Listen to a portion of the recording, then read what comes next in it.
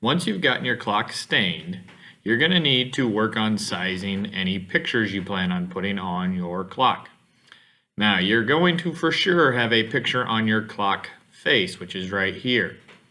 Now, depending on if it's an angled or round, you're dealing with a 5.5 inch by 5.5 inch square.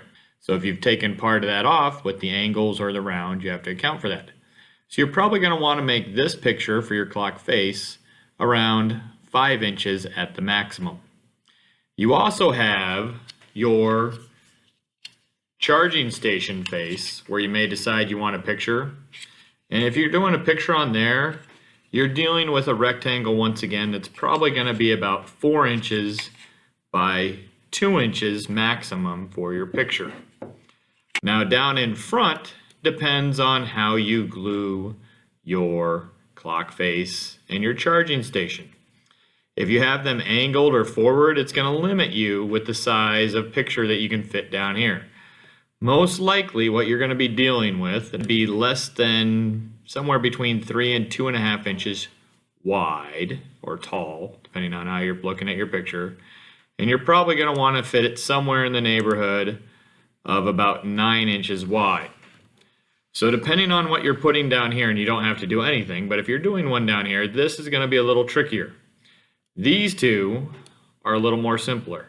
Now you have a couple options on how to do this. The first thing you're going to want to do is you're going to want to open up Word. And if it's not located on the bottom, you can open it up from the desktop, or you can type in Word down here in search and open up the app. But you're going to open up a new file, and you're going to go ahead and you're going to save this as your first and last name. So you're going to go ahead and you're going to go to the computer, you go browse, you're going to choose the tech drop, whatever class period you're in. So I'm going to use period 7 for this one, rotation 4.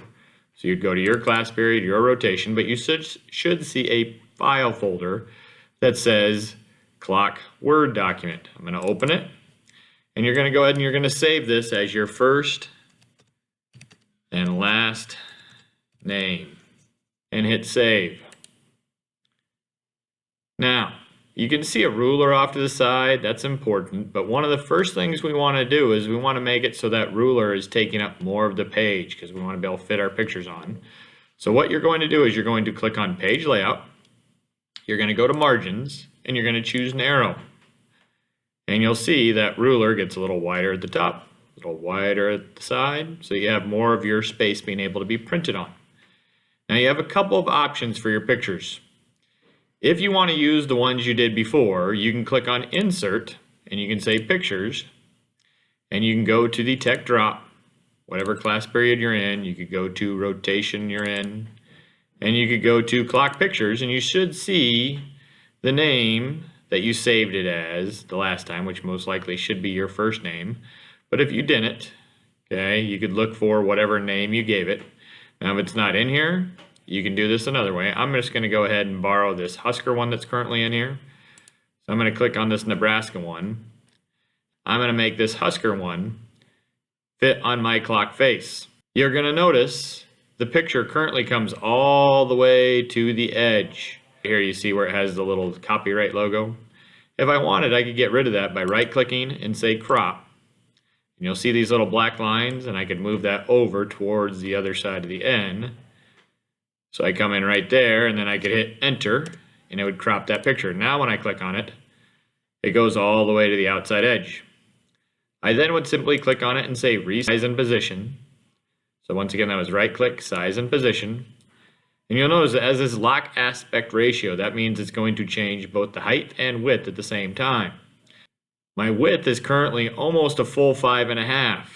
Now the problem with that is our back is 5.5 inches wide. So I probably want to change this to a 5-inch wide, and then however tall it will be. So if I wanted to go look at it, it's that way I know it will fit on my clock face quite nicely. Now, if I was doing pictures elsewhere, I would simply put a space and I could go find and grab my pictures. Now you have another option in case you decided you wanted to change your pictures or you decided you wanted to do something different than what you originally did in your SketchUp drawing, you're more than welcome to change it. And you can simply go search for the pictures you want. So for example, if I wanted to do Huskers across the bottom, I could go logo, hit search, I could click on images, and let's say I wanted to put this Huskers written across my charging station. All I have to simply do is click on that picture if I want, and I can right click on it and say copy. I go to my Word document, and down here I right click and say paste, and my picture will get put in there. Now once again, you can look to see, do I need to crop it? This one would be probably a no, but if I did, I could say okay, crop by right clicking. If I wanted to move it in, I could just click down and I could bring it down a little closer to those lines if I wanted. All right, so if you want to crop part of a picture out, you just simply use the crop button and you hit enter. Now my picture is way too big, so I'm going to go to size and position. And remember, I said my clock width, and I could uncheck the aspect ratio this time. It says 4 inches wide. And if I go to my size, I set a maximum of about 2 inches tall. So I would go ahead and hit 2, and I would hit enter. Now both pictures would print and fit. So if I went back to my SketchUp, I would have a Huskers logo right here, and I could have the Huskers written right here. File, print. I would make sure the TechEd printer is selected. You can see it's taken up the majority of a page. And I would go ahead and I would hit now, print. Once you have your clock pieces all stained, you're going to be working on putting your pictures on them. In the video, we've shown you how to size and print your pictures. Now remember, you have to have a picture on your clock face. You can also do a clock pattern if you want, but you're going to have markings on this one for sure. This piece, your clock charging station, and your base are optional. You do not have to do pictures there, but if you want to, I'm going to show you how you would lay them out. Once again, remember, it's up to you which side's the right, which side's the left, depending on how you want this set up. But you will have printed your pictures based off of the sizes you have. And what you're going to do is you're going to get your scissors from the location that your instructors told you that belong to your station, and you're going to cut out your pictures. And when you do, you're going to cut fairly close, but leave a little bit of a gap or a little bit of white space around them, making sure they will fit on your clock locations. So for example, my Husker N, like I showed you in the video, is going to go on my round clock face. And it's a maximum of 4 inches tall, and it fits on there quite nicely. I also have my Huskers right down here, which I'm going to use on my charging station. So I would cut this one out.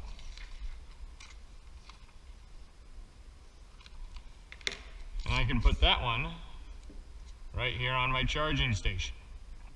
I would do the same thing if I was doing a picture for down on the bottom or words or whatever it might be.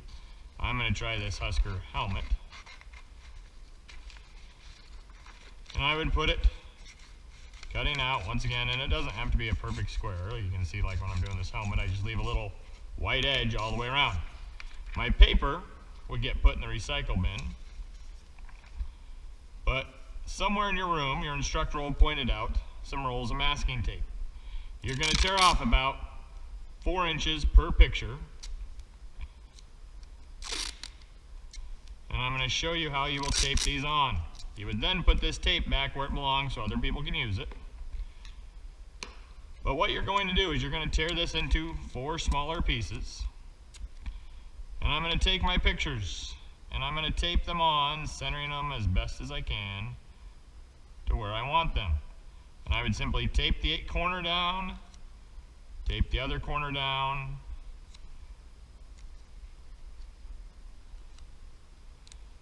and it's okay if the tape covers your picture a little bit, because when you go to draw, you're going to get a pen, and once again, your pen will come from a location your instructor will point out. Mine, I have the ones that are assigned to your stations. You would take this pen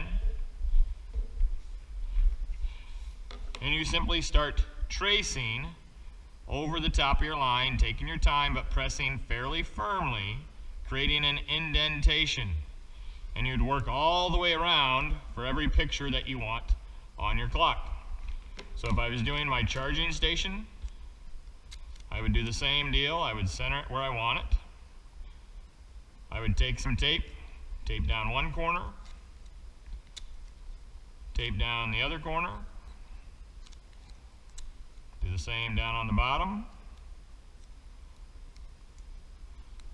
and I would do the exact same thing with my pen on my charging station. But so I would have my picture there, I would have my picture here. Now if I want this helmet, I'd have to figure out, can I fit it on there and where do I want it, right? So if I decide I'm doing this Husker football helmet down here, once again I would tear off tape and I would secure it to the location I want on my clock base.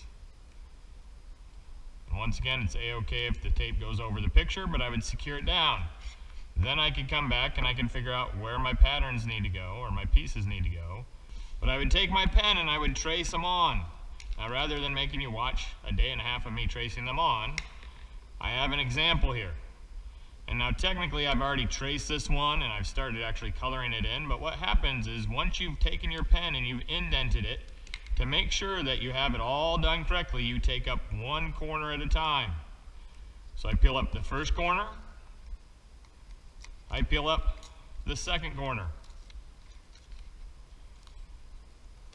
So I lift that up so I can make sure I can see, but you can see where I've already started going back in and coloring in where I traced. But as I turn it in the light, you should be able to see the Huskers spelled across. You can see the outline of my lettering, and I would go back and color that in. If all of it's there, you can go ahead and peel up your picture all the way, as long as you know you have everything, but leave one corner just in case. Give it a glance. If you see you have everything, you're going to go ahead and peel this up. Do not throw it away. Simply fold the tape onto the back of it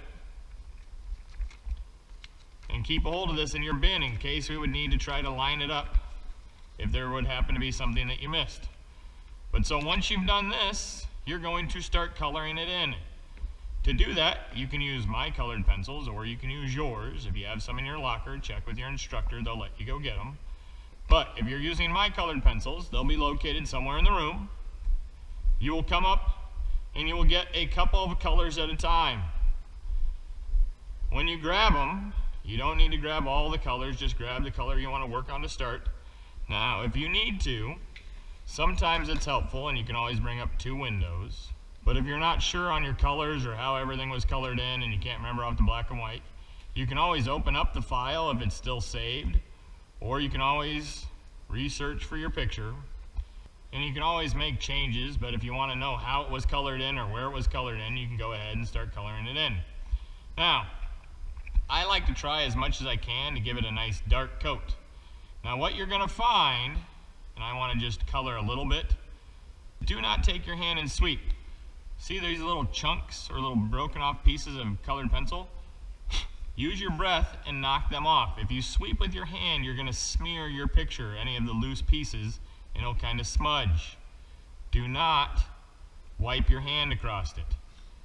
You may occasionally need to kind of knock some of it off, but you're going to go in and you're just going to start coloring in, and you can go both directions. You don't have to just go with the grain, but you're going to just start coloring it in, and you can always put another color on top of another color if you need to darken it up or anything like that. But you're going to slowly work your way around coloring your picture in. This will take you a couple classes depending on how many pictures and how much detail there is in each of your pictures. But you're going to simply take the colored pencils, make sure you return them when you're done at the end of class, but you're going to just simply spend your class time working on coloring your picture in with your colored pencils.